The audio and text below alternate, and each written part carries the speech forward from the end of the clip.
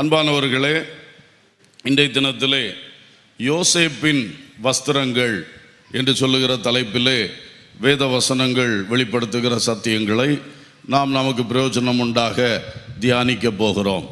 யோசேப்பின் வஸ்திரங்கள். ஆதியாகமம் 37 அதிகாரத்தை திறந்து வைத்துக்கொள்ள அன்போடு கேட்கிறேன். ஆதியாகமம் 37 அதிகாரம். அங்கே முதலாவது 3 வசனம். இஸ்ரவேலின் முதிர் வயதிலே யோசேப்பு தனக்கு பிறந்ததினால் இஸ்ரவேல் தன் குமாரர் எல்லாரிலும் அவனை அதிகமாய் நேசித்து அவனுக்கு பல வருணமான அங்கியை செய்வித்தான். அல்லேலூயா, ஸ்தோத்திரம். இந்த யோசேப்பின் வஸ்திரங்களில் முக்கியமாக அவனுடைய இந்த அங்கி, பல வருண அங்கி, இதை குறித்து தான் நிறைய இடத்துல இந்த 37 அதிகாரத்திலே சொல்லப்பட்டிருக்கிறது. இந்த அங்கி, இந்த வாசித்த வசனத்தின்படி பார்க்கும் பொழுது அதிக அன்பின் அடையாளமான அங்கி.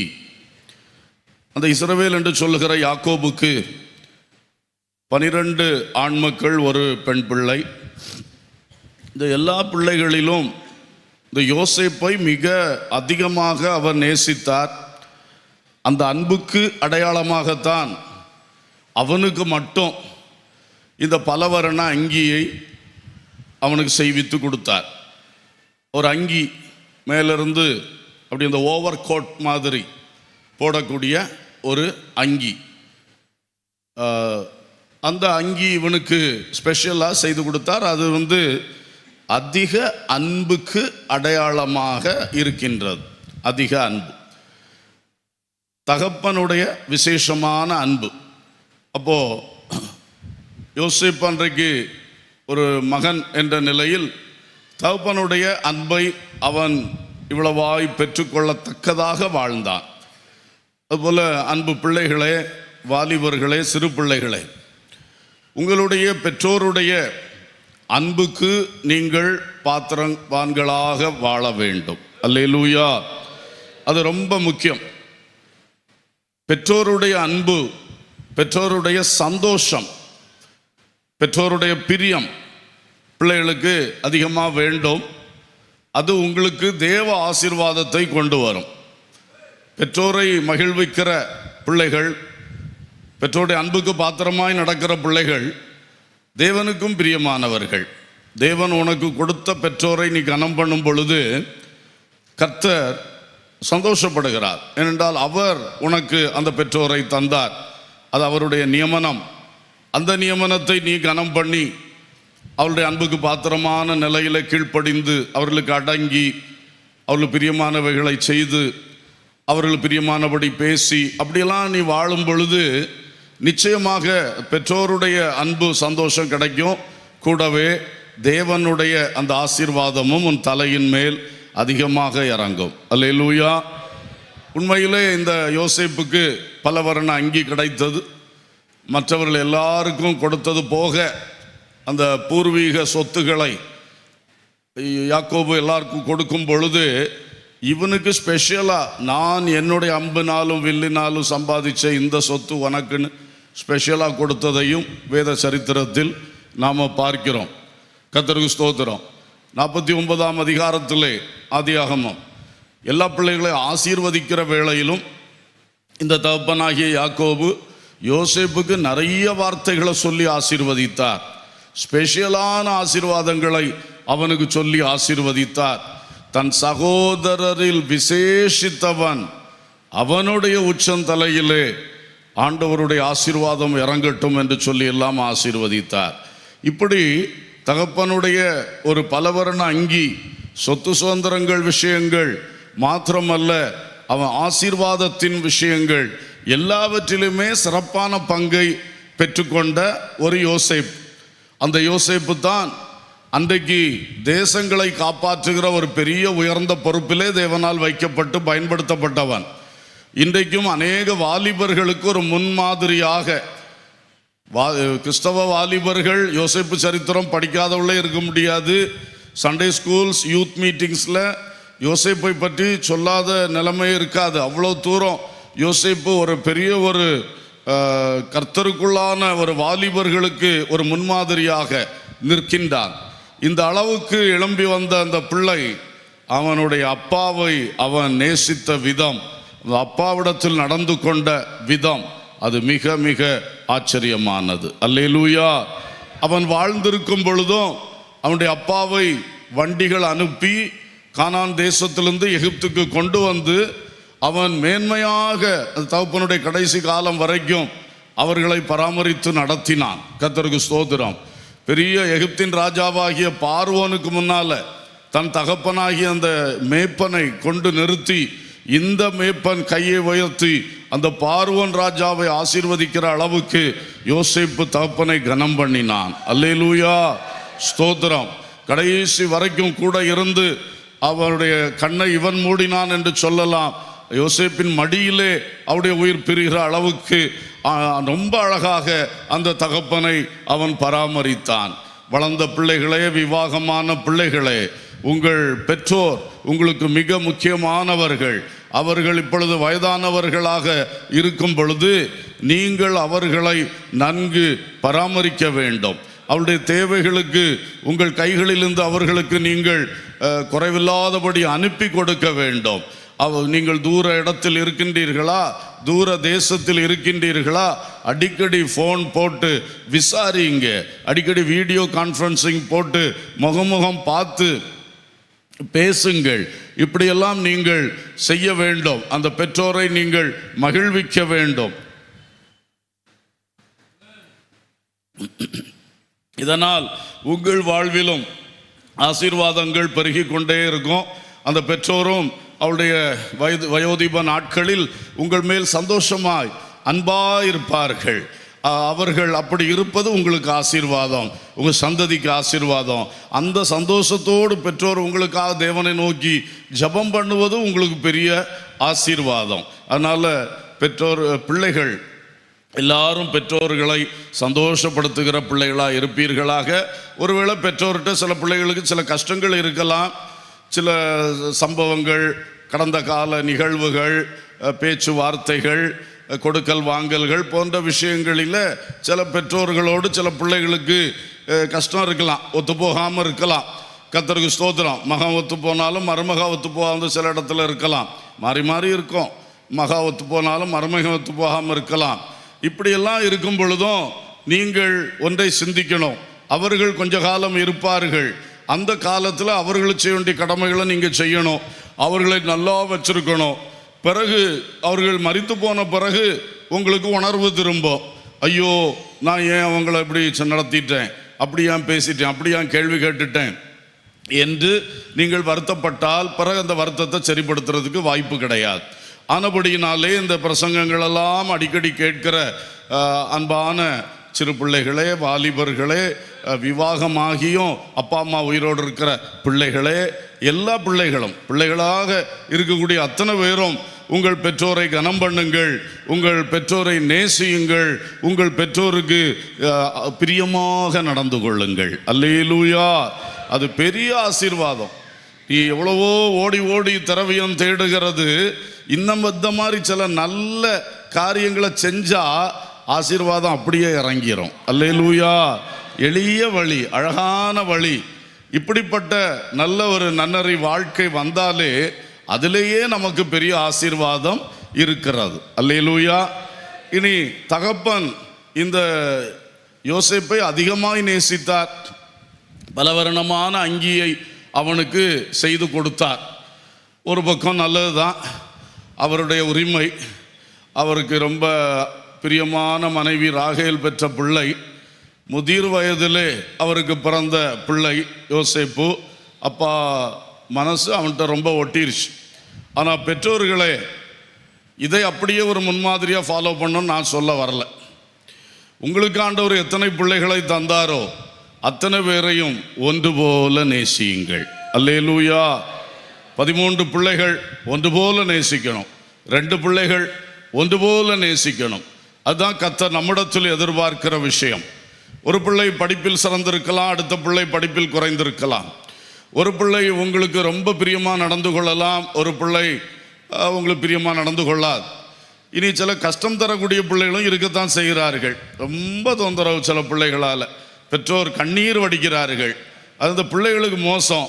ஆனால் பெற்றோர்களே, அப்படி இருந்தாலும் ஆண்டவர் என் குடும்பத்தில் என் வயிற்றில் தந்த பிள்ளை இல்லையா, கெட்டு போயிட்டான், சரியில்லாமல் இருக்கிறா, இருந்தாலும் நான் நேசிக்கணும், நான் ஜெபம் பண்ணணும் என்று நீங்கள் கொஞ்சம் ஒரு பக்குவம் அடைந்து, உங்களுக்கு அந்த வயது அனுபவம் பக்குவம் இருக்கிறது தானே, நீங்கள் அந்த பக்குவத்தோடு கூட எல்லாரையும் நேசியுங்கள், எல்லாரையும் நேசியுங்கள். பட்சபாதம் பண்ணிடவே செய்யக்கூடாது.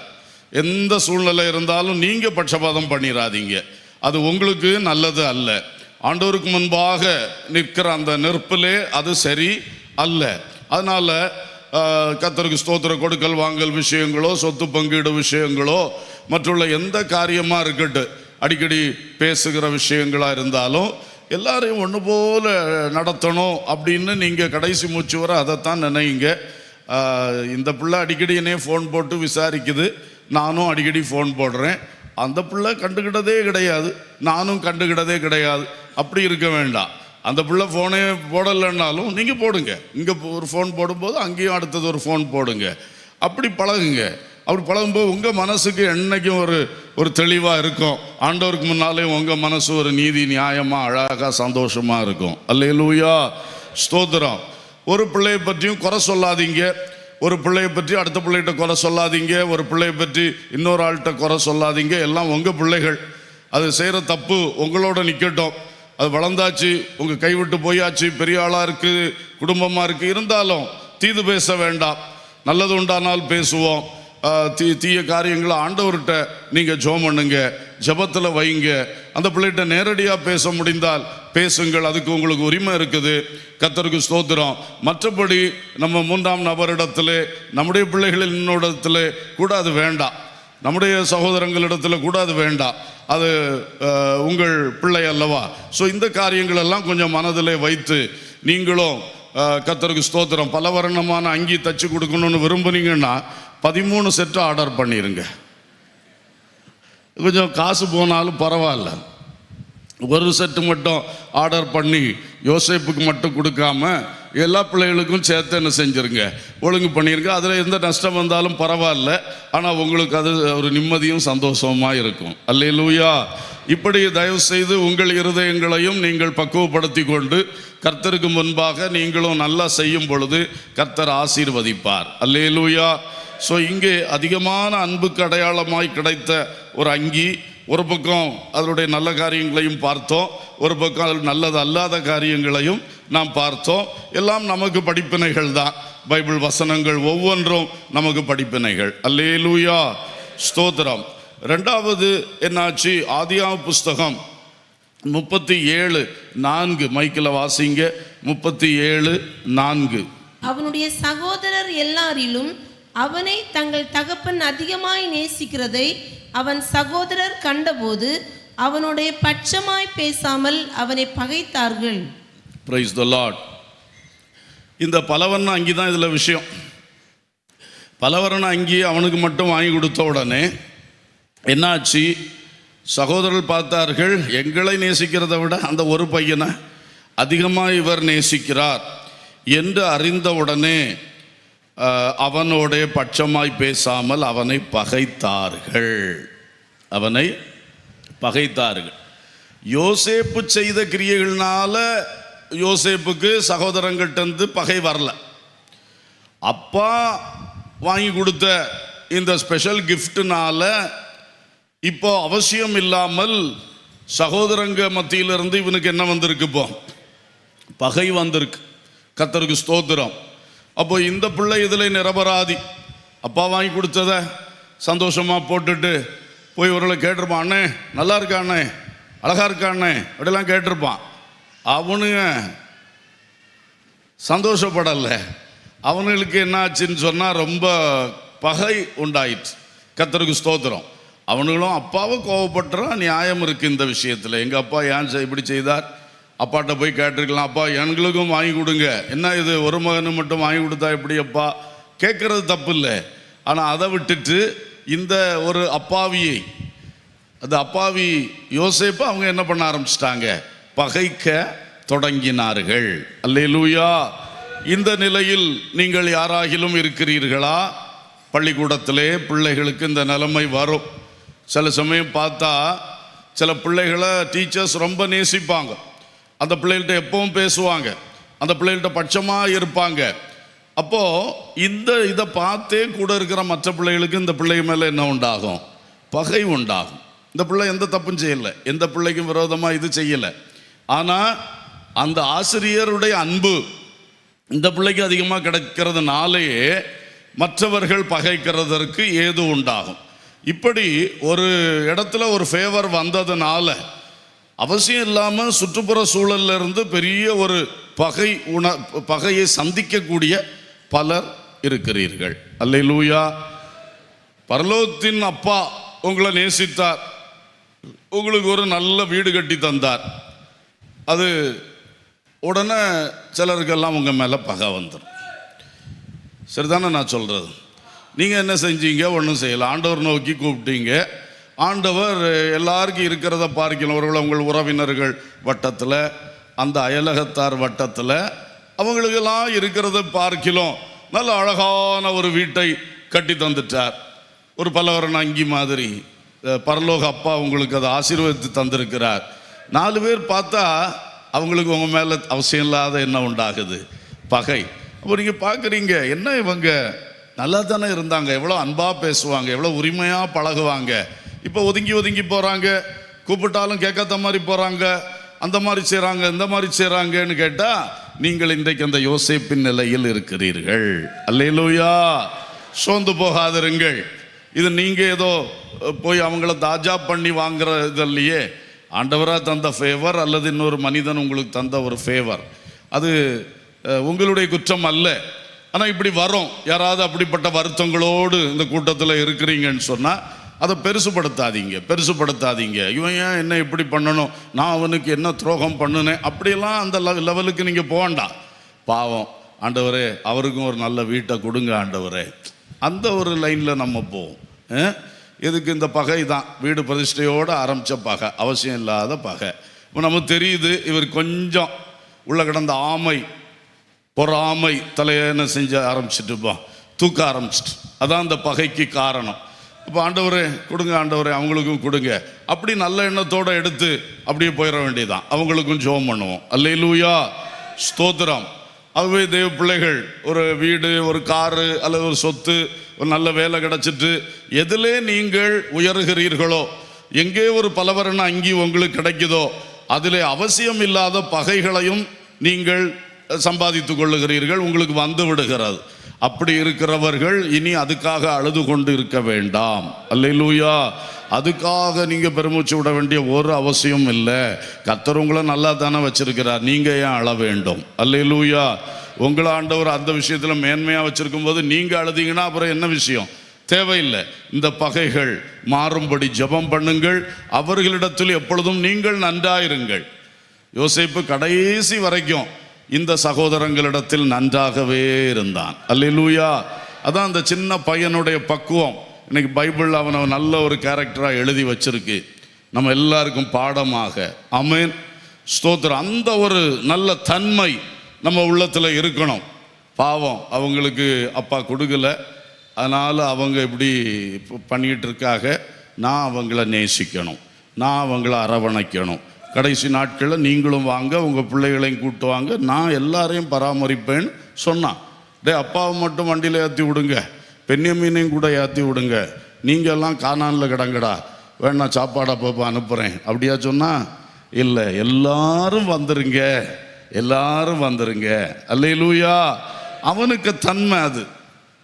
அந்த நல்ல தன்மைகள் தேவ பிள்ளைகளாகிய நமக்குள் எப்பொழுதும் இருக்க வேண்டும். ஆமென். ஸ்தோத்திரம். வேலையில் ஒரு ப்ரமோஷன் கிடைச்சாச்சா, உங்கள் கூட இருக்கிற உடன் பணியாட்கள் எல்லாம் வித்தியாசமாக செயல்பட ஆரம்பிச்சிருவான், முதுகு பின்னால் பேச ஆரம்பிச்சிருவான். ஒரு அவசியம் இல்லை. இப்படிப்பட்ட பகைகள், கஷ்டங்களை யார் சந்தித்து கொண்டிருக்கீங்களோ இன்றைக்கு அழுகையை நிறுத்துங்கள். அவர்களுக்கு மேலே நீங்கள் உங்கள் உள்ளத்தில் எழும்பி அவர்களை பரிதாபமாய் பார்த்து அவர்களுக்காக ஜெபம் பண்ணுங்க. ஆமென். அல்லேலூயா. ஸ்தோத்திரம்.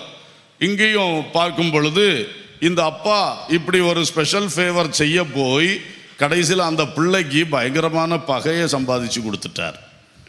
அப்போ பெற்றோர் செய்கிற இந்த விஷயம், 4 பிள்ளைகள் இருக்கிற இடத்துல ஒரு பிள்ளைய மாத்திரம் மேன்மைப்படுத்துகிற, ஒரு பிள்ளைக்கு மாத்திரம் நல்லா அனுகூலம் செய்கிற இந்த அனுபவம், நீங்கள் நினைக்கிறீங்க அந்த பிள்ளைக்கு நம்ம ரொம்ப நல்லா ஹெல்ப் பண்ணுறோம், நல்லா தூக்கி விடுறோம். அதுக்கு அவசியம் இல்லாத பகையெல்லாம் அதுக்கு சம்பாதிச்சு கொடுக்குறீங்களே. அப்போ இந்த சைடையும் நம்ம பெற்றோர் கொஞ்சம் கவனிக்கணும். என் பிள்ளைக்கு ஒரு பலவர்ண அங்கி அல்ல விசேஷம், எல்லாருடைய ஒரு தயவு அவனுக்கு இருப்பது அதை விட விசேஷம். நான் சொல்ல வார்த்தை கரெக்டு தானே? ஒரு பலவர்ண அங்கியை விட அந்த பிள்ளைக்கு பைபிள் சொல்லுதில்ல, இயேசுவானவர் தேவ கிருபையிலும் மனுஷர் தயவிலும் அதிகமாய் விருத்தி அடைந்தார். ஒரு மனுஷனுடைய வாழ்க்கையில் தேவ கிருபையும் அதிகமாக வேணும், சுற்றி வாழுகிற மனுஷருடைய தயவும் வேணும். இப்போ ஒவ்வொரு மனுஷனை போய் பிரியப்படுத்தி தயவு பெற்றுக்கொள்ள முடியாது. ஆனால் ஓவரால் ஓரளவு அது இருக்கணுமே. அப்போ அதை கெடுத்தது யாரு? யோசேப்புக்கு வாழ்க்கையில் அதை கெடுத்தது யாரு? வீட்டுக்குள்ளே அதை கெடுத்தது யாரு? அந்த அப்பா. அவருக்கு அன்பு கூடி போச்சு. அவர் பலவரனை அங்கேயே வாங்கி கொடுத்து அது சந்தோஷம்னு நினச்சாரு. என் பிள்ளைக்கு நான் அதை செய்யணும், எல்லா பிள்ளைகளை விட இவன் நல்லா இருக்கிறான், அப்படி நல்லா தான் நினச்சாரு. ஆனால் அவருக்கு அறியாத ஒரு தீமையை அவரே அந்த பிள்ளைக்கு சம்பாதிச்சு கொடுத்துட்டாரு. என்ன ஆகிப்போச்சு? சகோதரர்களுடைய அவசியம் இல்லாத பகை அவன் மேலே வந்துருச்சு. கடைசியில் அது எங்கே வர அவனை கொண்டு போச்சு பார்த்தீங்களா? சிறைச்சாலை கிடங்கு வரைக்கும் அவனை கொண்டு போனது இந்த செயல்தான். அல்லேலூயா. ஆனால் தேவன் அவன் மேல் வைத்த கிருபை அது மறுபக்கம். அது அந்த சிறைச்சாலையில் இருந்தும் அடுத்த கட்டம் சிங்காசனத்துக்கு கொண்டு வந்துருச்சு. அல்லேலூயா. அது தேவனுடைய திட்டம். ஆனால் நம்ம ஒவ்வொரு கட்டத்திலும் நமக்கு படிப்பினைகள் இருக்கின்றன, அதை நாம் கவனித்து நடக்கணும். மூன்றாவதாக இதே அங்கி விஷயத்தில் வாசிங்க 37ஆம் அதிகாரம் 23, 24. யோசேப்பு தன் சகோதரரிடத்தில் சேர்ந்தபோது யோசேப்பு உடுத்தி கொண்டிருந்த பலவர்ண அங்கியை அவர்கள் கழற்றி அவனை எடுத்து அந்த குழியிலே போட்டார்கள். அது தண்ணீர் இல்லாத வெறும் குழியாயிருந்தது. ஸ்தோத்திரம். இங்கே என்னாச்சு? பிடுங்கப்பட்ட அங்கியை பிடுங்கிட்டானு. கர்த்தருக்கு ஸ்தோத்திரம். அதிகமான அன்பின் அடையாளமான அங்கி. ரெண்டாவது பார்த்தோம் பகைக்கு காரணமான அங்கி. மூன்றாவது பிடுங்கப்பட்ட அங்கி. நல்ல தருணம் அவங்களுக்கு கிடச்சிது. அப்பாவுக்கு பயந்து இவனையும் அதை பிடுங்காமல் இருந்தான். ஆனால் ஒரு சந்தர்ப்பம், இவங்கெல்லாம் தூரமான இடத்துல ஆடு மேய்ச்சிட்டு நிற்கிறாங்க. அப்பா இந்த யோசேப்பை அந்த சகோதரர்களை விசாரித்து அவர்கள் தின்பண்டங்களை கொடுத்து விட்டு வா என்று அனுப்புகிறார். அவன் தின்பண்டங்களையும் சுமந்து கொண்டே எவ்வளோ தூரம் பயணம் செய்து வழிதப்பி அலைந்து பிறகு எப்படியோ கண்டுபிடித்து கரெக்டாக வந்து சகோதரரிடத்தில் வருகிறான். இவன் தூரத்தில் வர கண்டோடனே, அவனும் ஒரு களங்கமில்லாத பையன், அதே பலவரனை அங்கேயே போட்டுட்டு தான் அங்கேயும் வாரான். அப்போ பாருங்க, அவள் தூரத்தில் கண்ட உடனே இவனை முடிச்சிருவோண்டா, அப்படி தான் கொலை திட்டத்தில் ஆரம்பித்தானே. பிறகு கர்த்தர் ரூபன் வழியாக யூதா வழியாக அந்த கொலை திட்டத்தை மாற்றி குண்டில் தூக்கி போட வச்சு, அப்புறம் அங்கிருந்து குண்டிலிருந்து தூக்கி எடுத்து மீதியானியர் இடத்தில் விற்பனை விலை பேசி 20 வெள்ளிக்காசுக்கு விற்கும்படி செய்து அப்படியே அவனை காப்பாற்றி எழுத்து கொண்டு போயிட்டார். அல்லேலூயா. இது தேவ செயல். எல்லாருடைய வாழ்க்கையிலும் தேவ செயல் ஒன்று இருந்து கொண்டே இருக்கும். அது யோசேப்பின் வாழ்க்கையில் அவன் நல்லவன், நல்ல வாழ்க்கை செய்தவன். அவனுக்கு மேலே ஆண்டவருடைய கிரியை பூரணமாக வெளிப்பட்டது. அல்லேலூயா. உங்களுக்கும் அப்படி உண்டாகும். ஆனால் இங்கே என்ன ஆச்சு? இவனுடைய பலவர்ண அங்கி பிடுங்கப்பட்டது. அல்லேலூயா. அப்பா தந்தது, சகோதரங்க பிடுங்கிட்டாங்க. அப்பா தந்தது, அப்பாவுக்கு கண்ணை விட்டு மறைஞ்ச உடனே பிடுங்கிட்டாங்க. இந்த மாதிரி ஒரு சங்கடமான நிலை யோசேப்புக்கு வந்தது. உங்களுக்கும் சிலருக்கு அப்படி இருக்கலாம். அப்பா வாக்குனால சொல்லியிருந்தாரு, அப்பா இருக்கிற வரைக்கும் நான் நம்பி இருந்தேன் அது கிடைக்கும்னு. கடைசியில் அப்பா போயிட்டாரு, இப்போ இந்த பிரதர்ஸ், என்னுடைய ஓன் பிரதர்ஸ் எனக்கு அதை தரல, அதை பிடுங்கிட்டாங்க. சொத்தா இருக்கலாம், பணத்தின் பாகமாக இருக்கலாம், எந்த ஒரு விஷயமா இருக்கலாம், வீட்டில் ஒரு பகுதியாக இருக்கலாம். கர்த்தருக்கு ஸ்தோத்திரம். ஏன்னா பல பெற்றோர்கள் எழுதி வைக்கிறது இல்லை, அதை ஒழுங்காக எழுதி முடிச்சு எடுத்து கரெக்ட் பண்ணுறது கிடையாது, வாக்குனால சொல்கிறது. அன்னைக்கு அந்த தகப்பனுக்கு அவ்வளோ ஒரு மதிப்பு மரியாதை இருக்கும், எல்லாரும் பயந்து கரெக்டாக இருப்பாங்க, வித்தியாசமாக பேச மாட்டாங்க, வித்தியாசமாக செய்ய மாட்டாங்க, ஆனால் உள்ளத்துக்குள்ளே வச்சுருப்பாங்க. எப்போ இவர் கண்ணு மறையுதோ உடனே அவங்க தங்களுடைய கிரியைகளை செய்ய ஆரம்பிச்சிருவாங்க. அதனால் பாதிக்கப்பட்ட யோசேப்புகள் இன்றைக்கும் இந்த சமுதாயத்தில் உண்டு. அல்லேலூயா. என்னை கேட்கிற சகோதரனே, சகோதரியே, உங்களில் சிலரும் கூட இந்த மாதிரி பாதிப்புகளுக்குள் நீங்கள் இருக்கலாம். உங்களுக்கு கிடைத்த பலவரண அங்கி உங்கள் பெற்றோர் காலத்தோடு உங்களை விட்டு பிடுங்கப்பட்ட ஒரு சங்கடத்துக்குள் நீங்கள் இருக்கலாம். கர்த்தருக்கு ஸ்தோத்திரம். ஆனாலும் வருத்தப்படாதிருங்கள். யோசேப்பு சரித்திரத்தை நம்ம எல்லாருக்காகத்தான் கர்த்தர் எழுதி வச்சிருக்கிறார். நீங்களும் திடன் கொள்வீர்களாக. அல்லேலூயா. உங்கள்கிட்ட அதை பிடுங்கின அதே ஆட்களை நாளைக்கு உங்கள் கைனால் போஷிப்பிக்கும்படி கர்த்தர் செய்வார். உங்களுக்கு சந்தோஷமா? சந்தோஷமா இல்லை? அப்படியா? சிலருக்கு இப்படியெல்லாம் நல்ல ஒரு காரியம் பாரு, ஒன்று என்னை கஷ்டப்படுத்தினா உன்ட்டு பிடுங்கினா நாளைக்கு உன் கைனாலே போஷிக்கப்படுவான்னா சந்தோஷம் வரும் நல்லவர்களுக்கு. சரி, அவனும் நல்லா இருக்கட்டு, நானும் கடைசி அவனுக்கு கஷ்ட காலத்தில் நான் என்ன செய்வேன்? உதவி செய்வேன். இதான் நல்ல உள்ளம். அல்லேலூயா. சிலர் அப்படின்னு விட்டுருவார்கள், அதை கூட ஒரு சந்தோஷமாக எடுக்க மாட்டார்கள்.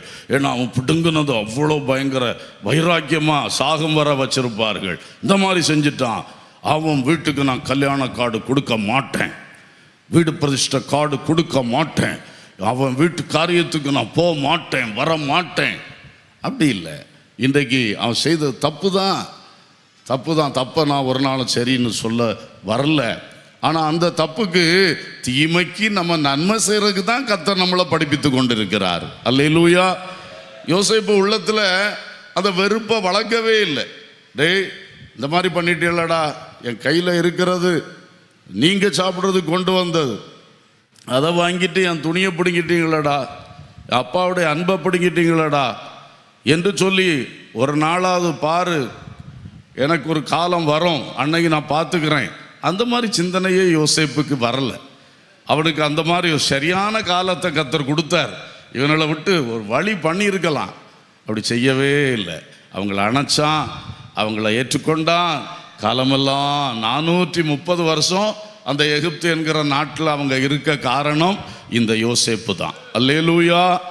அல்லேலூயா. ஸ்தோத்திரம். ஆகவே தேவ மக்களே, இன்றைக்கு இந்த காரியத்திலே நீங்கள் கவனியுங்கள். உங்களிடத்திலிருந்து எது பிடுங்கப்பட்டது அது உங்களுக்கு வேதனை தான். ஆனால் நீங்கள் அதுக்கு மேலே கர்த்தரை நோக்கி பாருங்க, கர்த்தரை நோக்கி பாருங்க. கர்த்தர் அனுமதிக்காம உன் பலவரண அங்கி உன்னிடத்திலிருந்து பிடுங்கப்படுவது இல்லை. அல்லேலூயா. கர்த்தர் அனுமதித்தார்னா இந்த பலவரண அங்கி அல்ல, இதோட மேன்மையானதை உனக்கு வச்சிருக்கிறார். அல்லேலூயா. ஆகவே தான் உன்னிடத்தில் இருக்கிற சில நன்மைகள் பிறரால் பிடுங்கப்படுவதற்கு ஆண்டவர் அனுமதித்திருக்கிறார். சோர்ந்து போகாதிருங்கள். உண்மையிலே வசனத்தை படிக்கிற தேவ பிள்ளைகள், பரிசுத்தாவிக்குள் வழிநடக்கிற தேவ பிள்ளைகள், இந்த சத்தியத்தெல்லாம் அறிஞ்சவங்க இந்த மாதிரி விஷயங்களுக்காக அழுது கொண்டு இருக்கக்கூடாது. இந்த மாதிரி விஷயங்களுக்காக மனம் பாரப்பட்டு ரொம்ப ஒடுங்கி போகவே கூடாது. இதையெல்லாம் நாம் ஓவர் கம் பண்ணணும். ஆமென். ஜெயம் எடுக்கணும், மேற்கொள்ளணும். அல்லேலூயா. சொத்தும் பணமும் பொருளும் வாழ்க்கை ஆகாது. நித்தியத்தில் ஆண்டவர் மகிமையான அழியாத பொக்கிஷங்களை நமக்கு வைத்திருக்கிறார். அல்லேலூயா. அது அந்த வெளிப்பாடு இருக்கும் பொழுது உலகத்தில் உள்ள ஒரு சொத்தோ பொருளோ அதெல்லாம் ஒரு பொருட்டே கிடையாது. அல்லேலூயா. வசனம் தெரியாதவங்க அழத்தான் செய்வாங்க. இந்த அனுபவங்கள், இந்த நித்தியத்தின் மகிமை குறித்த வெளிப்பாடுகள் எல்லாம் இல்லாதவர்கள் என்ன செய்ய, கடைசியில் அழுது கொண்டு தான் இருப்பாங்க, ஒடுங்கி போய் தான் இருப்பாங்க. ஆனால் இதெல்லாம் தெரிந்த நீங்களும் நானும் அப்படி ஆனோம்னா கர்த்தர் எவ்வளவு துக்கப்படுவார். அல்லேலூயா. உங்ககிட்ட சும்மா எதையாவது அவர் பிடுங்க அனுமதிப்பாரா? அவர் பெரிய நோக்கத்தை வச்சிருக்கிறாரு. அதனால தான் இதை அனுமதித்தார். ஆமென். நான் கடைசியில் சொல்லணும்னு நினச்சேன், கடைசியில் அவன் பாருங்க ராஜவஸ்திரம் தரித்து நிற்கிறான் எகிப்தில். ஆமென். உனக்கு பலவருண அங்கி பிடுங்கப்பட்டது. ஆனால் அது எதுக்காக பிடுங்கப்பட்டது? நாளைக்கு இந்த ஏழை மேய்ப்பன் வீட்டில் பிறந்த பிள்ளைக்கு ராஜவஸ்திரம் தரிப்பிக்கப்பட போகிறது. அல்லேலூயா. அந்த ராஜவஸ்திரம் தரிப்பிக்கப்படணும்னா இப்போ இது என்ன செய்யப்படணும்? பிடுங்கப்படணும். பிடுங்கப்பட்டு இவன் இந்த கஷ்ட இதில் சோதனைக்குள்ளெல்லாம் போய் எழும்பி வருவான். அப்பத்தான் அவனுக்கு ராஜவஸ்திரம் தரிப்பிக்கப்படும். அல்லேலூயா. இப்படித்தான் உங்களுக்கும். அன்னைக்கு யோசேப்புக்கு இதெல்லாம் புரியுமா? எகிப்தில் நான் ராஜாவுக்கு அடுத்த ஸ்தானத்தில் இருப்பேன்னு கனவுல கூட நினச்சிருக்க மாட்டான். அரிக்கட்டில் என் அரிக்கட்டு நிமிந்து நின்னுது, சூரிய சந்திர நட்சத்திரம்லாம் வந்து என்னை வணங்கி நின்னுது. அதுதான் அவனுக்கு தெரியுமே தவிர இப்போ ஏதோ ஒரு மேன்மை வருதுன்னு அவனுக்கு தெரிஞ்சிருக்கலாம். ஆனால் இப்படி ஒரு பெரிய அன்னைக்கு சாம்ராஜ்யம் எகிப்து, சூப்பர் பவர் கண்ட்ரி, அதில் இவன் வந்து அந்த தேசத்துக்கே ரட்சகனாக, தேசத்தின் அதிபதியுடைய வலதுகரமாக, எல்லாம் கையெழுத்தும் இவர் தான், தீர்மானம் இவர் தான், நான் சும்மா சிங்காசனத்தில் இருக்கிறேன்னு பார்வன்னு சொல்லிட்டான். ஃபுல் பவர் இவனுக்கு தான். அல்லேலூயா. இப்படி வருவான்னு அவன் கனவுலையும் நினச்சிருக்க மாட்டான். ஆமென். அவனுக்கு கொடுக்கப்பட்ட தரிசனங்கள் சொப்பனங்கள கூட இந்த திங்கிங் அவனுக்கு போயிருக்க வாய்ப்பு கிடையாது. உன்னையும் அப்படித்தான் சகோதரா சகோதரி, நீ நினைத்து பார்க்க முடியாத மேன்மை கர்த்தர் உனக்கு வைத்திருக்கிறார். அல்லேலூயா. அதனால தான் உனக்கு மற்றவர்களுக்கு இல்லாத வேதனை வருது, மற்றவர்களுக்கு இல்லாத கஷ்டம் வருது, நஷ்டம் வருது, நெருக்கம் வருது, போராட்டம் வருது, அவசியம் இல்லாத மனித பகைகள் வருது. சொந்தங்களே, சொந்த பந்தங்களே உன்னை பகைக்கிறார்கள். நீ உன் கையில் உதவி பெற்றவர்களை உனக்கு தொந்தரவு கொடுக்க சதித்திட்டம் போடுகிறார்கள். இதெல்லாம் கேட்கும் பொழுது பயப்படாது. யோசேப்பை உனக்கு முன் ஒரு எக்ஸாம்பிளாக நிறுத்தி இருக்கிறார். உன்கிட்ட எது பிடுங்கப்படுதோ அது உன்னை நீ எதிர்பாராத மேன்மை உனக்கு தரப்படுவதற்காகத்தான். அல்லேலூயா. அன்றியும் அவருடைய தீர்மானத்தின்படி தேவனால் அழைக்கப்பட்டவர்களாய் தேவனிடத்தில் அன்பு கூறுகிறவர்களுக்கு சகலமும் நன்மைக்கு ஏதுவாக நடைபெறுகிறது என்று அறிந்திருக்கிறோம். ரோமர் 8:28 அப்படி சொல்லுகிறது. எனவே கண்டிப்பாக உங்களுக்கும் எனக்கும் கர்த்தர் நன்மையின் மேல் நன்மை செய்வாரை ஒழிய ஒரு நாளும் தீமைக்கு ஒப்பு கொடுக்க மாட்டார். ஹல்லேலூயா. ஒரு கட்டம் அந்த தீமைகள் வந்தாலும் அது மறுகட்டம் பெரிய ஒரு ஆசீர்வாதத்துக்கு தான். ஆமென். இதில் மறுபக்கத்தையும் சொல்கிறேன்.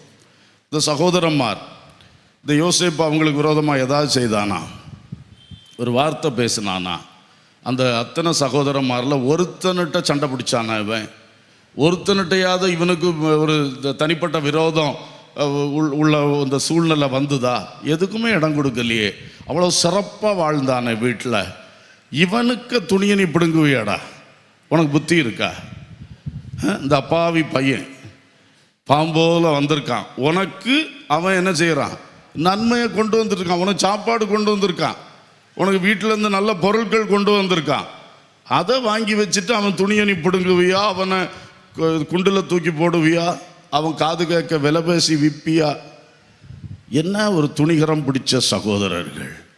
அதனால தான் கடைசியில் அங்கே போய் அவன் காலில் விழுந்து கிடந்தாங்க. அல்லேலூயா. அதனால் உனக்கு பலம் இருக்கு, அப்பாவியை கஷ்டப்படுத்துகிற, உனக்கு அதிகாரம் இருக்கு, வாயில்லா பூச்சி போல இருக்க ஒருத்தனை, நியாயம் சொல்ல தெரியாத, நியாயம் பேச தெரியாத, நியாயம் கேட்க தெரியாத ஒருத்தனை ரொம்ப நீ கஷ்டப்படுத்துற. பரலோகத்தின் தேவன் பார்த்து கொண்டே இருக்கிறார். அவர் நீதிபரர். அவர் எல்லாவற்றையும் நியாயத்திலே கொண்டு வந்து நிறுத்துவார். ஆமென். அவர் நியாயத்திலே சொல்லுங்க கொண்டு வந்து நிறுத்துவார். நீ எங்க போனாலும் சரி, எத்தனை வருஷம் ஆனாலும் சரி, உன்னை கர்த்தர் நியாயத்திலே கொண்டு வந்து நிறுத்துவார். அன்றைக்கு தலை குனிவாய், அன்றைக்கு வெட்கப்படுவாய், அழுவாய். ஏன்? நீதிமானுக்கு துன்பம் செய்தாய், நீதிமானுக்கு நீ துன்பத்தை செய்தாய். அதை ஆண்டவர் தட்டி கேட்பார். அவன் அடிக்கப்படும்படி கொண்டு போகிற ஆட்டை போல நிற்கிறான். நிறைய விஷயத்தில் இயேசு கிறிஸ்துவுக்கு அவன் ஒரு நிழல். அந்த சப்ஜெக்ட் எடுக்க போனேன்னா ரொம்ப டைம் போயிடும். அதனால தான் நான் அதை எடுக்கலை. நான் இப்போ சொல்கிற ஒவ்வொரு விஷயத்துலையும் இல்லையா, இயேசுவுக்கு அவன் ஒரு நிழலாகும். கர்த்தருக்கு ஸ்தோத்திரம். பாருங்க, அப்போ இவன்கிட்ட இவனை இவ்வளவு தீமை செய்தவனை கர்த்தர் விடலை, கரெக்டாக கொண்டு வந்து காத்து கிடக்கிறான். ஐயா வருவார், ஐயா வருவார் என்று இவன் வாசப்படியில் காத்து கிடக்கிறான். கர்த்தருக்கு ஸ்தோத்திரம். வந்து வணங்குறான, காலில் விழுகிறானுங்க, ஐயா ஐயான்னு கூப்பிடுறானுங்க. கர்த்தருக்கு ஸ்தோத்திரம். இதெல்லாம் உனக்கு தேவையா? நீ அன்னைக்கு ஒழுங்காக இருந்திருந்தீன்னா இன்னைக்கு இந்த நிலைமை உனக்கு வராதில்ல. அவன் காலில் 10 தடவை விழ வேண்டிய ஒரு சூழ்நிலை உனக்கு வராதில்ல.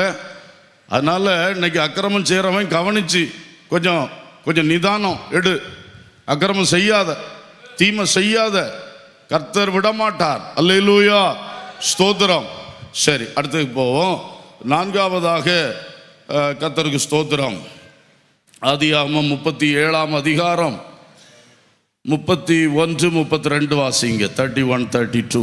அவர்கள் யோசேப்பின் அங்கியை எடுத்து ஒரு வெள்ளாட்டுக்கடாவை அடித்து அந்த அங்கியை இரத்தத்திலே தோய்த்து பல வருடமான அந்த அங்கியை தங்கள் தகப்பனிடத்துக்கு அனுப்பி, இதை நாங்கள் கண்டெடுத்தோம், இது உம்முடைய குமாரன் அங்கியோ அல்லவோ, பாரும் என்று சொன்னார்கள்.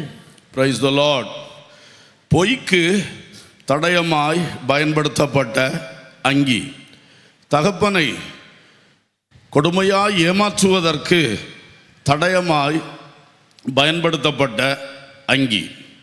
இந்த பையனிடத்திலிருந்து பிடுங்கின பல வர்ணம், மல்டி கலர், அழகான மல்டி கலர், அதை ஒரு ஆடை அடித்து அதுக்கு ரத்தத்தில் தோய்த்து அதை அப்படிப்பட்ட இரத்த கலராக்கி போட்டான்.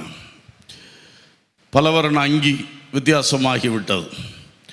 அவருடைய சூழ்ச்சி திட்டம், அப்பாவுக்கு போய் சொல்லணும், பையன் இதோட முடிஞ்சு போயிட்டான் என்று அப்பா அறிய வைக்கணும்.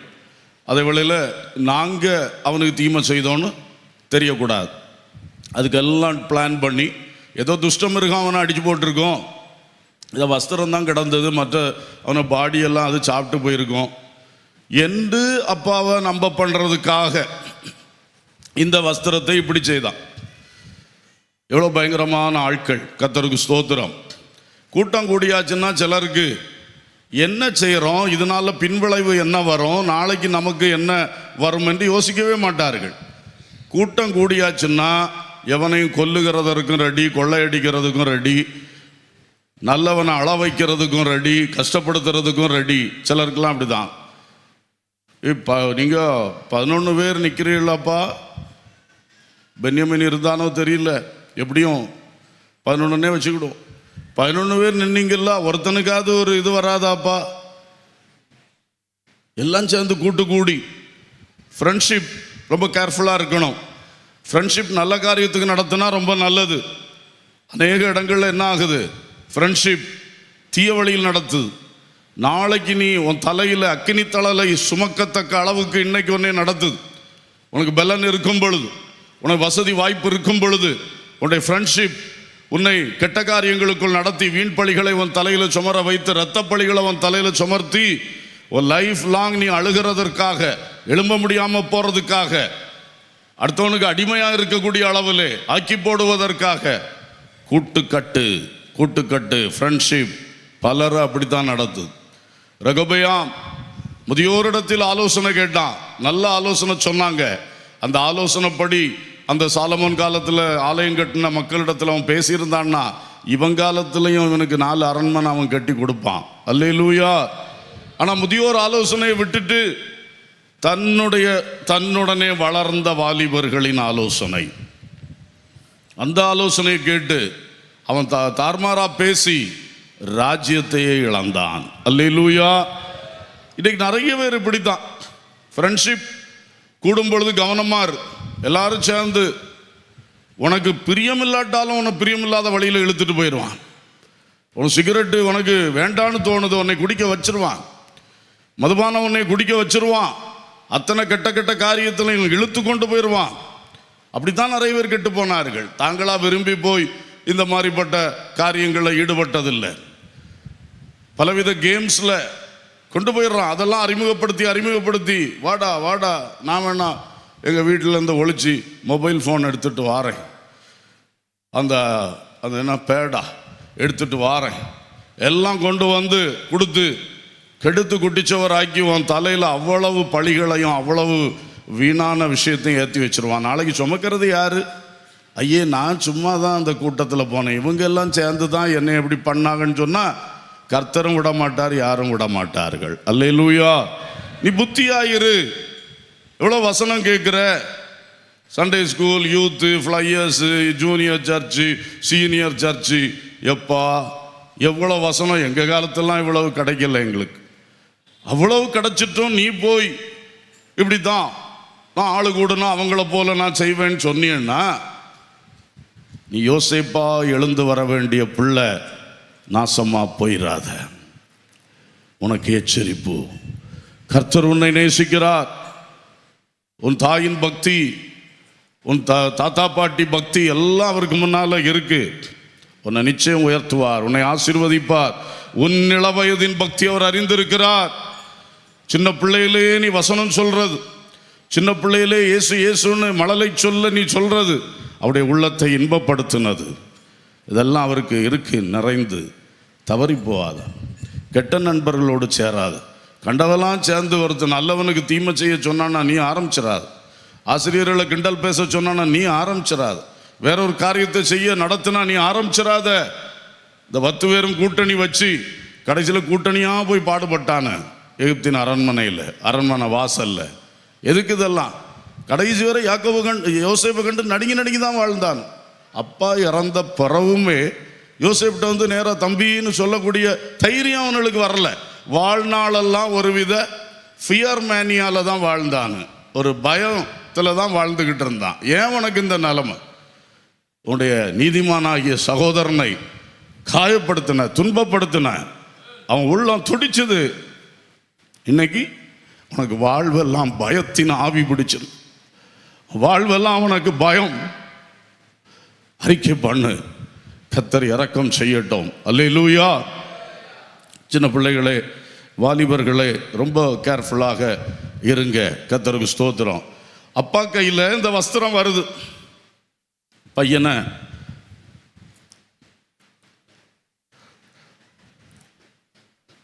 முழுசா அனுப்பினார்.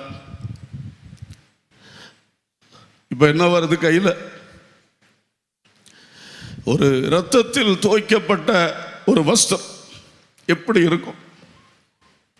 தகப்பன்மார், தாய்மார், சிந்தித்து பாருங்கள். சிலர் அப்படிப்பட்ட கொடிய வேதனைக்குள் இருக்கிறீர்கள். அந்த பிள்ளை எல்லாரையும் விசாரிக்கிற பிள்ளை, எல்லாரையும் நல்லா நடத்தக்கூடியவன். போப்பா, போய் அண்ணமாரை விசாரித்து இதை கொடுத்துட்டு நல்ல செய்தி வாங்கிட்டு வா. இப்போ என்ன செய்தி வந்திருக்கு? பையன் திரும்ப வரல, பையனுடைய ட்ரெஸ் வந்திருக்கு. எத்தனையோ பேர் இப்படிப்பட்ட வேதனை. என் பிள்ளை வெளிநாட்டுக்கு போனான், சம்பாதிச்சு கொண்டு வருவான், வீடு கட்டி என் கடைசி காலத்தில் என்னை நிம்மதியாக வைப்பான். அதை செய்வான், இதை செய்வான். சில வேளை பார்த்தா பாடி தான் வருது. சில இடங்கள் அடக்க ஆராதனை நடத்த போகும்போது நம்மளாலே நிற்க முடியாது. அவ்வளவு பயங்கரங்கள். இதான் அன்னைக்கு யாக்கோபுக்கு வந்த அனுபவம். எத்தனை பெற்றோர் இப்படிப்பட்ட வேதனைகளுக்குள் இருக்கிறீர்கள்? உங்களையும் கர்த்தர் முன் கண்டுதான் யாக்கோபுக்கு அன்னைக்கு அப்படி ஒரு சூழ்நிலையை கொடுத்து அதையும் வேத வசனமாக எழுதி உங்களுக்கு தந்திருக்கிறார். அல்லேலூயா, ஸ்தோத்திரம். நீ திடன்கொள், நீ பயப்படாது. தேவன் உனக்கான ஒரு வழியை வைத்திருக்கிறார். ஆமென். கர்த்தர் உங்களை கைவிட மாட்டார். மிகுந்த நம்பிக்கையாக இருந்தது போயிருச்சு, இனி யார்? ஆனால் இயேசு போகல. அவர் நேற்றும் இன்றும் என்றும் மாறாத தேவன். ஹல்லேலூயா. நான் உன்னை விட்டு விலகுவதும் இல்லை, உன்னை கைவிடுவதும் இல்லை என்று சொன்னவர் ஒருபோதும் அந்த வார்த்தையில் மாறவே மாட்டார்.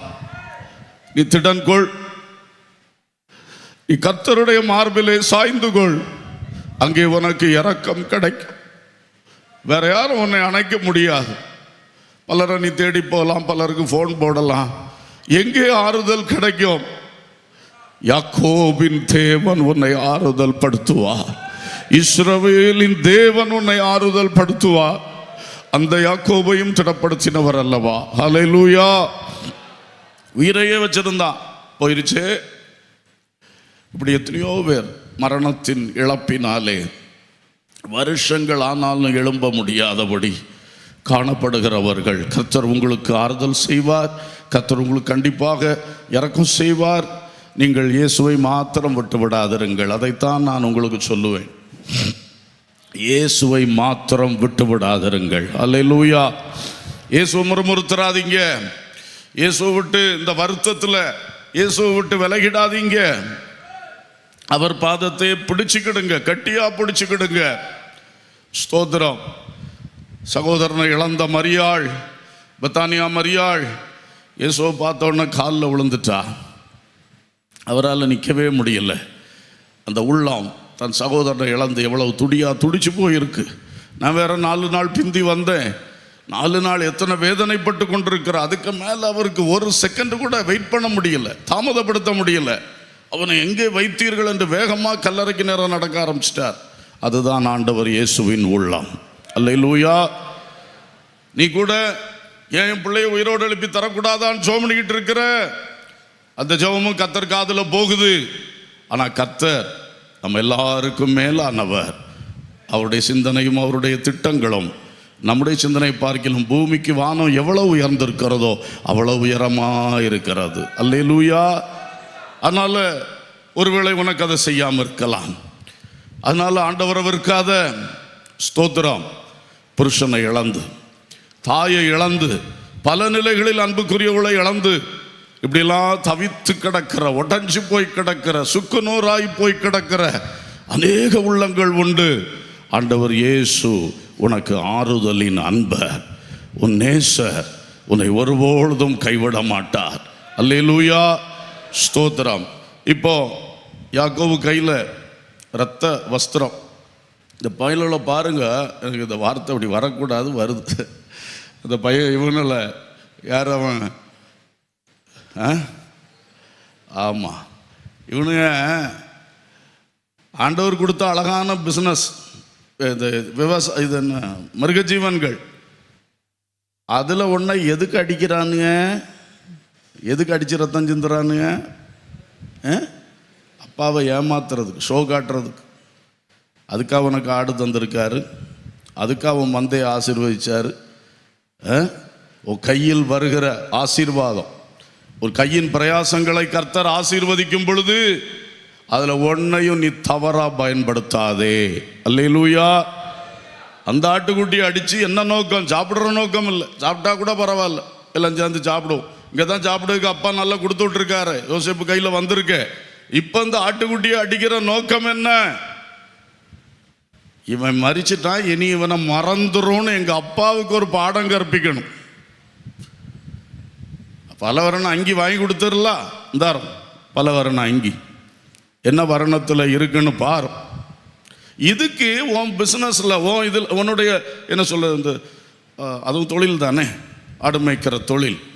அப்போது அதை நீ மிஸ்யூஸ் பண்ணுற. தேவ மக்களே, யாரும் இந்த மாதிரி தப்பு செஞ்சிடாதீங்க.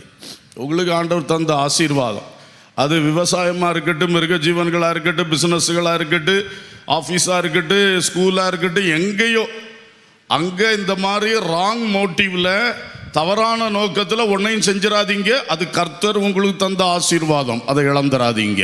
அல்லேலூயா.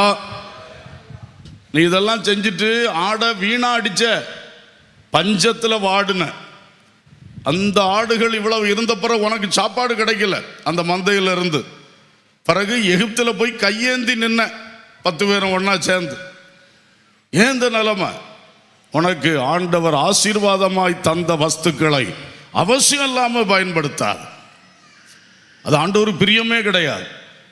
சில ஆண்டுகளுக்குள்ளே கானானில் கொடிய பஞ்சம், ஆட்டு மந்த காப்பாத்தல்ல, எல்லாத்தையும் விட்டுட்டு சோத்துக்கு வழி இல்லாம கையேந்தி கொண்டு அந்நிய தேசம் எகிப்தில் போய், யோசேப்பு யாருன்னே தெரியாது, அந்நிய பிரபுன்னு தான் நினைச்சான். அங்க போய் கையேந்தி நிக்கிற. ஏன்? உனக்கு ஆண்டவர் ஆசீர்வாதமா தந்ததை கவனமா கையாளு. கர்த்தருக்கு ஸ்தோத்திரம். இப்படி சரி, தகப்பன் எத்தனையோ வருஷங்கள் என் பிள்ளை போயிட்டான் என்று தான் இருந்தார். கடைசியில் நமக்கு தெரியும், ஒரு நாள் வண்டியெல்லாம் வருது. எங்கேருந்துடா இந்த வண்டியெல்லாம் வருது? உமது மகன் யோசேப்பு உயிரோடு இருக்கிறான். ஹல்லேலூயா. உயர்ந்தவனாக இருக்கிறான். அவன் தான் அந்த வண்டியெல்லாம் அனுப்பியிருக்கிறான். என்ன சந்தோஷம்!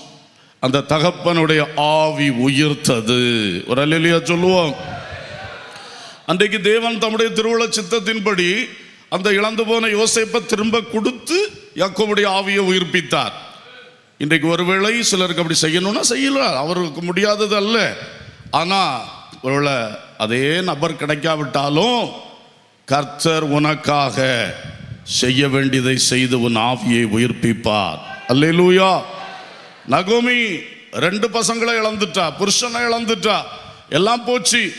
ஆனா பாருங்க, அவளுக்கு 10 குமாரரை பார்க்கிலும் அதிகமாக ஒரு மருமகளை கொண்டு வந்து அவளுடைய ஆவியையும் அவளுடைய வாழ்க்கையும் உயிர்ப்பிக்க பண்ணினார். அல்லேலூயா.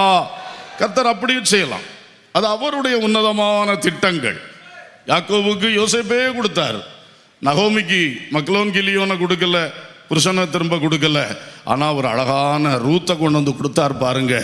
அவள் வாழ்வே துளிர் விட்டது. ஹல்லேலூயா. மேசியாவின் தலைமுறையில் வந்தார்கள். ஹல்லேலூயா. அதனால கர்த்தர் செய்வார். சரி, அடுத்ததுக்கு நம்ம போயிடுவோம். ஸ்தோத்திரம். 5வதாக ஆதியாகமம் 39 39ஆம் அதிகாரத்திலே வாசிக்கும் பொழுது 12 அதெல்லாம் பாருங்க. அப்பொழுது என்னாச்சு? இவா போத்திபார் மனைவி அப்பா இந்த யோசேப்பிட்ட தப்பா நடக்கிறதுக்கு முயற்சிக்கிறா. அப்போ அவன் கடைசியில் என்ன பண்ணுறாவா, ஒரு வாய்ப்பு கிடைச்ச உடனே அவனை பிடிச்சி இழுக்கிறா. அவன் தன் வஸ்திரத்தை அவன் கையில் விட்டுட்டு ஓடி போயிட்டான். அல்லேலூயா. இது வேற வஸ்திரம். இது வரைக்கும் அந்த அங்கியை வச்சு தான் பார்த்துட்டே இருந்தோம். இப்போ அங்கி போயிட்டு அது அப்பா கையில் இரத்த வர்ணமான அங்கியாக போய் சேர்ந்துட்டு, இப்போ இவனுக்கு உடுத்திருந்த வஸ்திரம், இவன் இன்றைக்கு போத்திபார் வீட்டில் மேனேஜர், அந்த மேனேஜருடைய வஸ்திரம் இப்போ அதை எஜமாட்டினால் பிடித்து இழுக்கப்பட்டு இவன் அதை விட்டுட்டு ஓடிட்டான். ஆனால் நடந்தது என்ன? அந்த வீட்டில் இருக்கிற எல்லாரையும் கூப்பிட்டு காட்டுறா, பாரு இவன் என்கிட்ட தப்பாக நடக்க வந்தான், நான் சத்தம் போட்டேன், உடனே வஸ்திரத்தையே விட்டுட்டு தலை தெறிக்க ஓடிட்டான். இப்படி திருப்பிட்டா, ட்விஸ்ட் பண்ணிட்டா. பயங்கரமான வீண் பழி போய் புருஷன்ட்டையும் காட்டுறா. அவனுக்கு எப்படி கொந்தளிப்பு வரும்? வஸ்திரம் ஒரு தடயமாக இருக்கு. யோசேப்பின் வஸ்திரம் எப்போவுமே அவனுக்கு எதிரான தடயங்களாக மாறிட்டு வருது. வஸ்திரம் அதிகமாக வாழ்க்கையை காட்டும். வேத புத்தகத்தில் நம்மில் சிலருடைய வாழ்க்கை நமக்கு எதிரான தடயங்களாகவே மாறிட்டு வரும். ஆனால் நம்ம தப்பை செஞ்சிருக்க மாட்டோம். ஆனால் அவங்க நிறைய காரணம் சொல்லுவாங்க. பாத்தியா இது இப்படி இருக்கு, அவன் இப்படி இருக்கான், பாத்தியா அவ இப்படி இருக்கா, எல்லாரும் நம்புவாங்க. அப்படிதான் இன்றைக்கு யோசேப்பின் வஸ்திரம் அவ கையில் ஒரு தடயமா கிடைச்சிட்டு, ஆனா அது தப்பு யாரோ அவ நேராக திருப்பி இந்த பையனை தலையில போட்டு புருஷன் கொந்தளிச்சிட்டான். அவனை குற்றம் சொல்ல முடியாது. இப்படி ஒன்று இருக்கும் பொழுது எப்படி அவன் கொந்தளிக்காம இருப்பான்? அவன் கொண்டு போய் கடுமையாக இவனை சிறைச்சாலையிலே சிறை தண்டனையிலே போட்டு விட்டான். இங்கே நாம் பார்க்கிறோம், வீண் பழிக்கு தடயமான வஸ்திரம் யோசேப்பின் வஸ்திரம், வீண் பழிக்கு தடயமான வஸ்திரம். கர்த்தருக்கு ஸ்தோத்திரம். உங்களில் சிலருடைய வாழ்க்கை இப்படி இருக்கலாம். இந்த மாதிரி என்னை குற்றப்படுத்திட்டு ராங் எவிடன்ஸுகளை ரெடி பண்ணி தவறான இது தடயங்கள், பொய் சாட்சிகள். இன்னைக்கு நியாயாசனத்தில் இந்த தடயங்களும் சாட்சிகளும் தானே வேலை செய்யும். அதுக்கு மேலே உண்மையை யாருக்கு எப்படி கண்டறிவாங்க? அப்போ பொய்யான தடயங்களையும் பொய் சாட்சிகளையும் உண்டு பண்ணிட்டா நீதிபதி இந்த ஆளை தண்டிக்க தான் செய்வார். அது மாதிரி எத்தனையோ பேருக்கு இன்னைக்கு இருக்கிறது. தப்பு செய்யாம தண்டிக்கப்பட்டு வாழ்க்கையில் மிகுந்த வேதனையோடு காணப்படுகிறவர்கள். வாழ்க்கையில் சில வருஷங்களே வீணா போனது போல ஆகிப்போச்சு அந்த கேஸ்னால. ஆனாலும் பயப்படாதிருங்கள், யோசேப்பின் தேவன் உன்னோடு இருக்கிறார். அல்லேலூயா. உலகத்தின் நீதிமன்றங்கள் எல்லாம் உன்னை இந்த தவறான சாட்சியங்கள், பொய் சாட்சியங்கள், தவறான தடயங்களை வச்சு உன்னை குற்றவாளியா தீர்க்கலாம். நீ குற்றவாளி அல்ல என்பது பரலோகத்தின் தேவனுக்கு தெரியும்.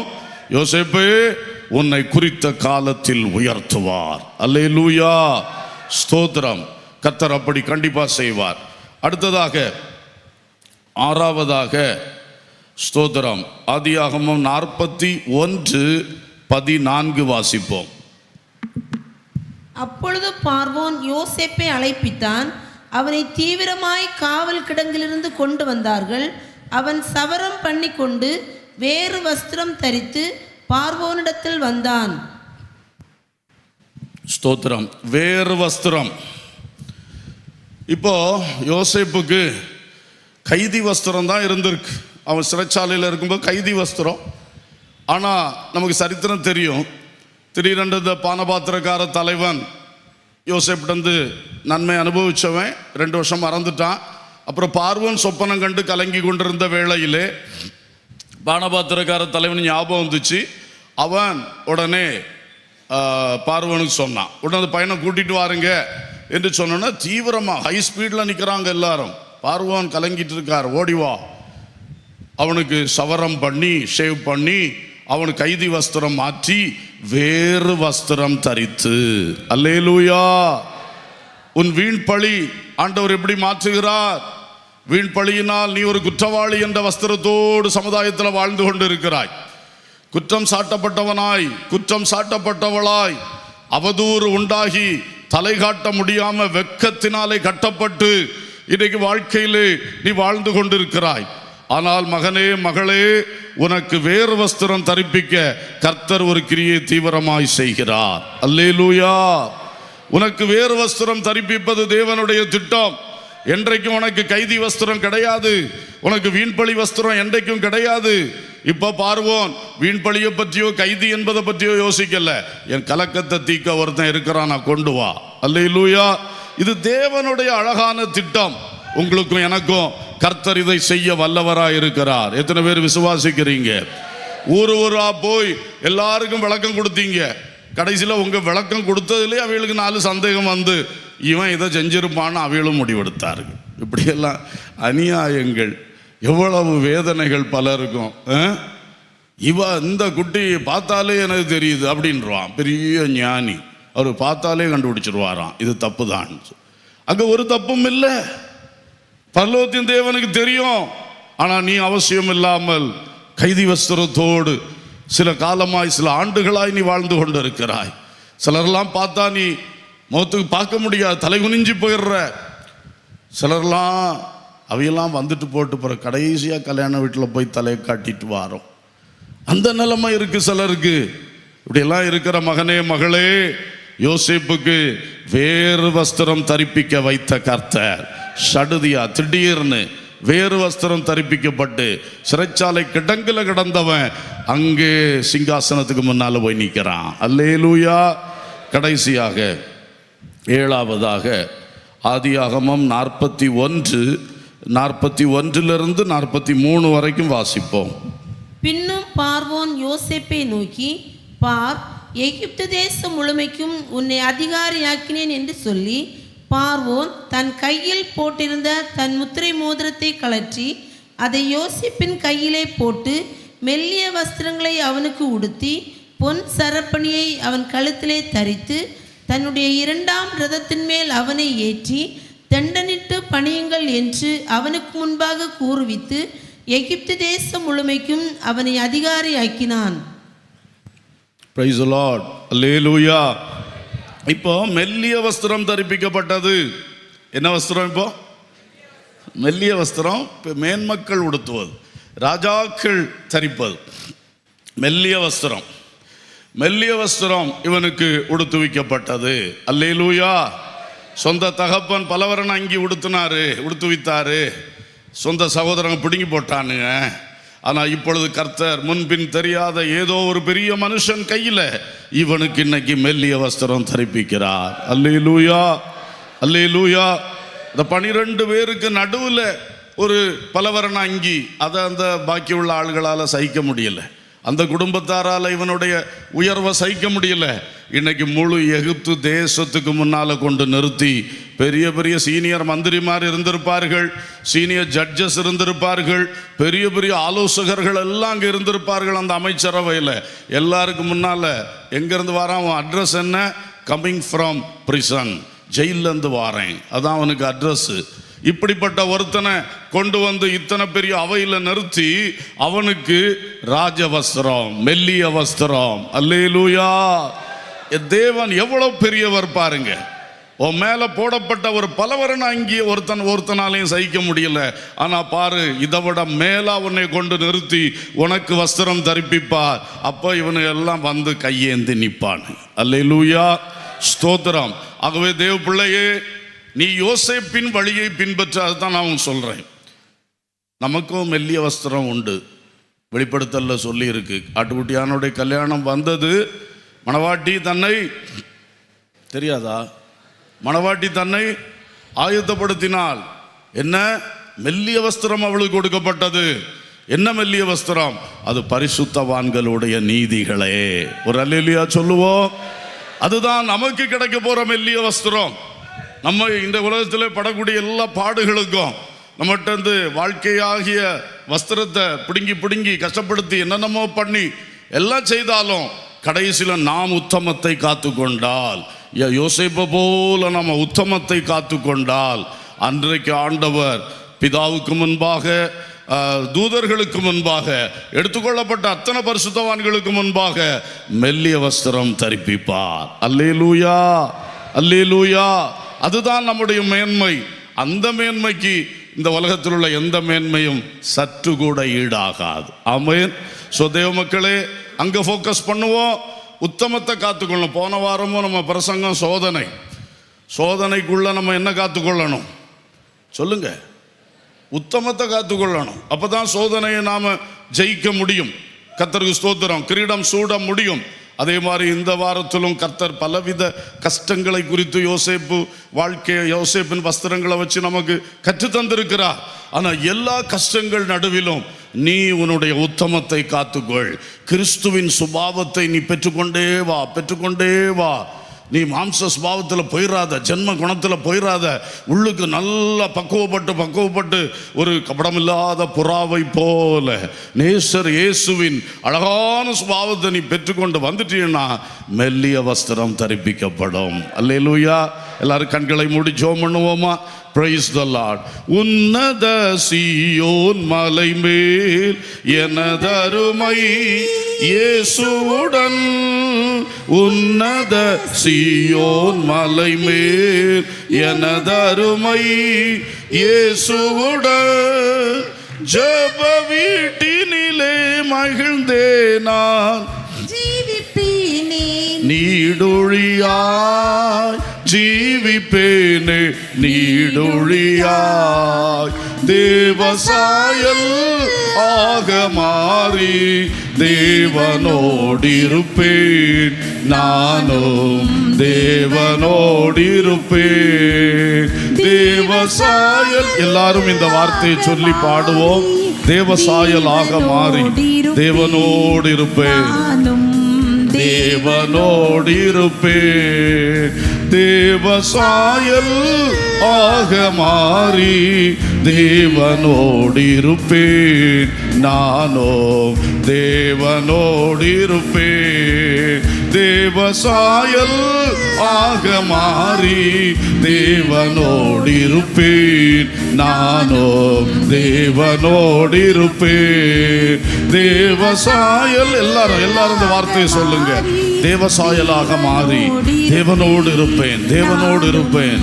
யோசேப்பை போல பாடுகள், யாக்கோபை போன்ற பாடுகள், பல்வேறு பாடுகள் நடுவிலே, பல்வேறு சூழ்நிலைகள் நடுவில் என் வஸ்திரம், என் வாழ்க்கை கடந்து வந்தாலும் ஆமென், ஹல்லேலூயா, கடைசியில் பரிசுத்தவான்களின் நீதிகளாகிய மெல்லிய வஸ்திரம் தரித்து ஆட்டுக்குட்டியானவரின் மணவாட்டியாக அவரோடு கூட நான் நிற்க போகிறேன். அந்த மகிமையை நினைத்து சந்தோஷப்பட்டு இந்த பாடுகளின் நடுவிலும் என் இயேசு எனக்காக வைத்திருக்கிற அழிவில்லாத மகிமை, நித்திய மகிமை, எல்லாரும் வாய் திறந்து ஸ்தோத்தரித்து ஆவியில் நிரம்பி கர்த்தரை மகிமை மகிமைப்படுத்துவீர்களாக. ஆமென், ஆமென். உள்ளுக்கு ஒரு பலன் வரட்டும், உள்ளான மனிதனில் ஒரு பலன் வரட்டும்.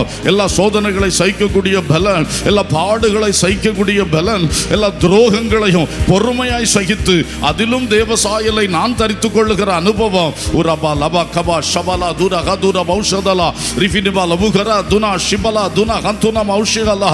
பரிசுத்த ஆவியானவர் என்னை உருவாக்கும், வசனங்களை தந்து என்னை உருவாக்கும். வாழ்வின் ஒவ்வொரு அனுபவங்கள் யோசேப்பை போல யாக்கோபை போல நான் கடந்து வரும் பொழுதெல்லாம் என்னை உருவாக்கும். உமது சாயலில் என்னை உருவாக்கி வெற்றி சிறக்க பண்ணும். ஹல்லேலூயா, ஹல்லேலூயா, ஹல்லேலூயா. Thank you Jesus, thank you Jesus, thank you Jesus. அன்புள்ள பிதாவே, நல்ல தகப்பனே, நன்றியோடு துதிக்கிறோம், வாழ்த்துகிறோம். யோசேப்பின் வஸ்திரங்கள் பட்ட பாடுகள் எவ்வளவு பயங்கரம். அது வஸ்திரம் அல்ல, அது வாழ்க்கை என்பதை நாங்கள் பார்க்கிறோம். வாழ்க்கை எத்தனை பாடுகள் வழி கடந்து வந்தாலும் அவனோ தேவ சாயலில் உருவாகி உருவாகி உருவாகி உத்தமன் என்று விளங்கி மகாபரிய மகிமை அடைந்து கொண்டான்.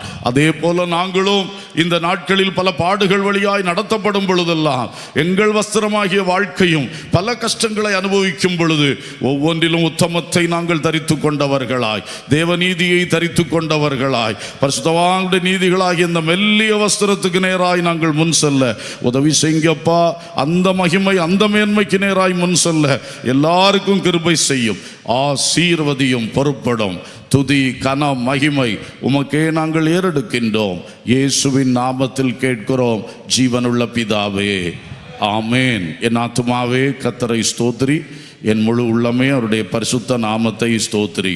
என் ஆத்துமாவே கர்த்தரை ஸ்தோத்திரி, அவர் செய்த சகல உபகாரங்களை மறவாதே. ஆமேன். நம்முடைய கர்த்தராகிய இயேசு கிறிஸ்துவின் கிருபையும் பிதாவாகிய தேவனுடைய அன்பும் பரிசுத்த ஆவியானுடைய ஐக்கியமும் சிநேகமும் வழிநடத்தலும் பாதுகாவலும் நம் அனைவரோடும் சகல பரிசுத்தவான்களோடும் சதா காலங்களிலும் இருப்பதாக. ஆமென்.